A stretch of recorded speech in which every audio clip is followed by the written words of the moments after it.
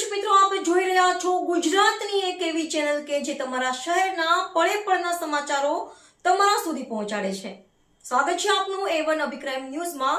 હું છું એન્કર અર્પિતા પટેલ. અમરેલી જિલ્લાના ધારી તાલુકાના રામપરા ગામની સીમમાં આશરે 6 સિંહોનું ટોળું જોવા મળતા ગામ લોકોમાં ભયનો માહોલ ફેલાયો છે.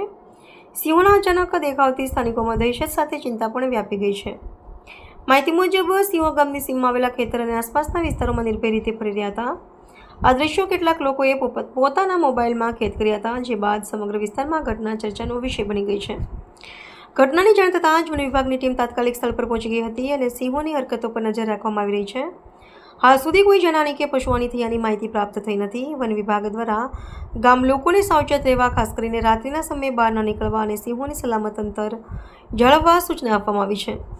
સાથે જ સિંહોને સુરક્ષિત રીતે જંગલ વિસ્તારમાં પરત મોકલવા માટે જરૂરી કાર્યવાહી હાથ ધરવામાં આવી રહી છે.